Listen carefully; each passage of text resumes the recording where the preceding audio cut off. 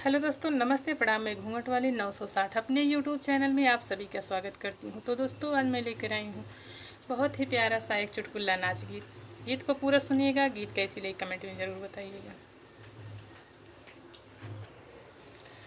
सड़िया में फंसी गई पायलिया, बलम सलवरिया सियाई द। सड़िया में फंसी गई पायलिया, बलम सलवरिया सियाई द।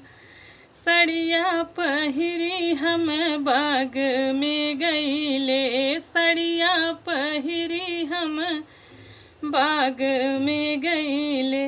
मलिया के लगी गई नजरिया, बलम सलवरिया सियाई द।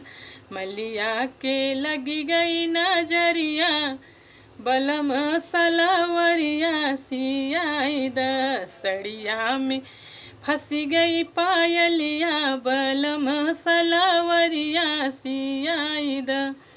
सड़िया पहिरी हम कुआना पे गईले, सड़िया पहिरी हम कुआना पे गईले।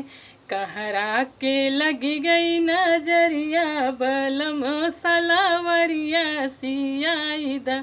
कहरा के लगी गई नजरिया, बलम सलवरिया सियाई द। सड़िया में फंसी गई पायलिया, बलम सलवरिया सियाई द। सड़िया पहिरी हम महला पे गईले, सड़िया पहिरी हम महलों पे गईले। रजवा के लगी गई नजरिया, बलम सलवरिया सियाई द। रजवा के लगी गई नजरिया, बलम सलवरिया सियाई द।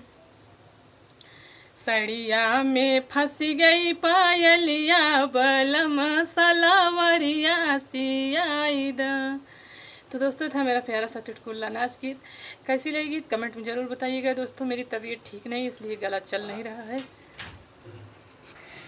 दोस्तों, फिर मिलूँ कोई अगली नेक्स्ट वीडियो में अच्छे गीत के साथ। तब तक लिए नमस्ते प्रणाम। मेरी गला चल नहीं रही है दोस्तों, कोई गलती हुई हो तो उसके लिए माफ़ी चाहती हूँ।